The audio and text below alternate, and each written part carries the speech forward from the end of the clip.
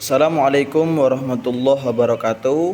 Perkenalkan, nama saya Edi Riyadi, NIM 0576678991, Prodi PAI Pendidikan Agama Islam.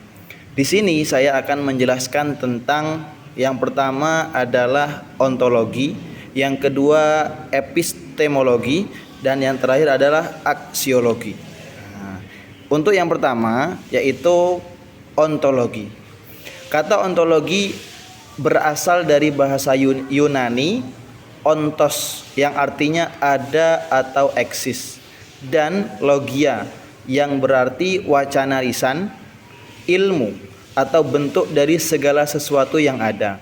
Wacana adalah bentuk komunikasi tertulis atau lisan.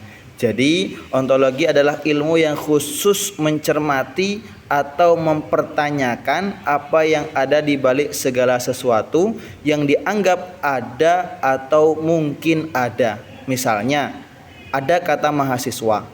Kata ini dalam bentuk tulisan dan ada yang dalam bentuk lisan atau yang dilafalkan atau diujarkan. Mari kita melihat bagaimana ilmu ontologi ini mencermatinya atau mempertanyakannya. Ontologi mahasiswa. Yang pertanyaannya yaitu apakah mahasiswa itu? Apakah mahasiswa itu ada? Bagaimana bisa mahasiswa itu dikatakan ada? Apa wujud atau karakteristik mahasiswa itu? Jika mahasiswa dikatakan sebagai sesuatu yang abstrak, tidak nyata, lalu mengapa ada yang disebut mahasiswa? Jika mahasiswa itu dikatakan sebagai sesuatu yang konkret, nyata, lalu apa yang membedakannya dengan hal lain yang dianggap ada, seperti siswa, pelajar, pembelajar, dan lain-lain, dan seterusnya. Jawaban-jawaban dari pertanyaan-pertanyaan itu nantinya menjadi pernyataan-pernyataan ontologi. Misalnya, mahasiswa itu adalah orang yang sementara menempuh pendidikan tinggi, atau mahasiswa adalah atribut bagi orang yang tingkat pendidikannya lebih tinggi dari dasar atau menengah, dan seterusnya. Dari pernyataan-pernyataan di atas, kita sudah mulai menyadari bahwa ternyata kata mahasiswa yang selama ini melekat pada diri kita juga belum benar-benar kita pahami. Inilah pentingnya ontologi yang dapat kita gunakan untuk mencermati atau mempertanyakan apa yang ada di balik label mahasiswa. Nanti ketika kita dapat mengetahui bahwa benar mahasiswa itu ada, barulah kita layak mengatakan bahwa kita adalah mahasiswa dan benar bahwa mahasiswa itu ada atau eksis. Mungkin sebaliknya, kita mengaku sebagai seorang mahasiswa, tetapi apa yang ada di balik kata mahasiswa itu tidak dapat kita wujud nyatakan sehingga orang dapat mengatakan, "Iya benar, engkau ada sebagai mahasiswa." Untuk selanjutnya yaitu yang kedua, epistemologi ilmu. Kata epistemologi berasal dari bahasa Yunani episteme, yang berarti pengetahuan, dan logos yang berarti ilmu. Jadi epistemologi adalah ilmu yang khusus mempelajari tentang pengetahuan atau ilmu itu sendiri, khususnya yang berkaitan dengan metodenya, validitasnya, kesohihan, dan ruang lingkupnya. Di sini mencakup apa yang kita percayai sebagai sebuah kebenaran, bagaimana kita meyakininya, dan pembenarannya. Bagaimana pengetahuan itu dapat diyakini? Tentu karena dianggap benar. Bagaimana pengetahuan itu mendapat pembenaran? Tentu karena mengandung kebenaran dan diyakini sebagai sebuah kebenaran. Contoh yaitu ada kisah Bamba dan Bimbi. Yang pertama, Bamba. Dia bertanya kepada Bimbi, "Bimbi, apa yang kau ketahui tentang perasaan?" Bimbi menjawab, "Perasaan itu ketika saya mengasihi, membenci, memaafkan, menjadi malu, menjadi tegar, menjadi sakit, dan lain-lain." Lalu Bamba bertanya lagi, "Bagaimana kau tahu bahwa semua itu adalah bentuk-bentuk perasaan?" Bimbi menjawab, Ya, karena hal itu saya alami, bereaksi terhadapnya dan dapat mengekspresikannya. Lalu Bamba bertanya lagi, bagaimana kau percaya dan meyakini bahwa kau dapat merasakan semua itu?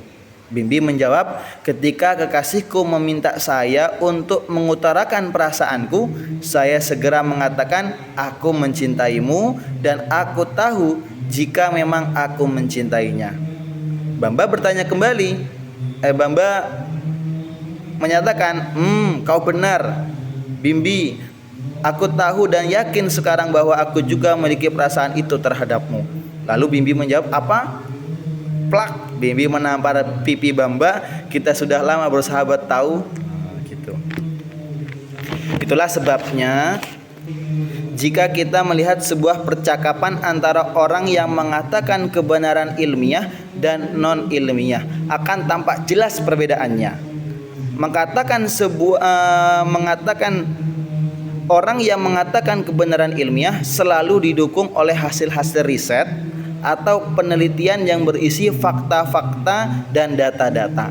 Sedangkan orang yang mengatakan kebenaran non-ilmiah hanya didukung oleh fakta-fakta saja tanpa ada data-data. Betapa bahagia kita yang adalah kaum intelektual. Bagaimana pendapatmu? Yang terakhir adalah aksiologi ilmu. Jika ontologi fokus pada eksistensi, keberadaan, ilmu atau usaha untuk mengetahui apa di balik sesuatu yang dianggap ada, epistemologi fokus pada asal-usul ilmu pengetahuan dan tingkat kebenaran ilmu, maka aksiologi berfokus pada nilai, yaitu etika dan estetika perasaan ilmu pengetahuan dalam dunia nyata. Aksiologi berasal dari bahasa Yunani aksia yang berarti nilai dan logia yang berarti wacana lisan ilmu. Jadi aksiologi adalah studi filosofi tentang nilai. Nilai yang berarti nilai ini mengacu pada istilah kolektif untuk etika dan estetika.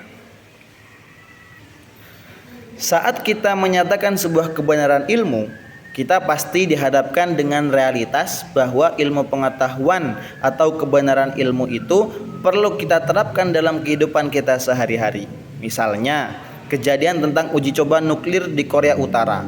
Nuklir merupakan salah satu temuan ilmiah yang konkret dan sangat penting bagi kehidupan manusia. Di sisi lain, ketika Korea Utara hendak melakukan uji coba nuklir, maka dunia internasional tentu tidak akan tinggal diam sebab hal itu. Secara etika dianggap sebagai sesuatu yang melanggar nilai tentang benar atau salah dan baik atau buruk. Bagi Korea Utara, hal ini mungkin benar bagi mereka sebagai bentuk pertunjukan penguasaan teknologinya atau bahkan sebagai bentuk dari sebuah bagian tahapan penelitian mereka. Tetapi di sisi lain belum tentu baik bagi dunia internasional yang menganggap bahwa apa yang dilakukan oleh Korea Utara dapat berdampak buruk secara global. Mungkin itu saja yang bisa saya sampaikan, kurang lebihnya saya mohon maaf kepada dosen Ibu Rida Permatasari, mohon bimbingannya, mohon arahannya. Terima kasih. Wassalamualaikum warahmatullahi wabarakatuh.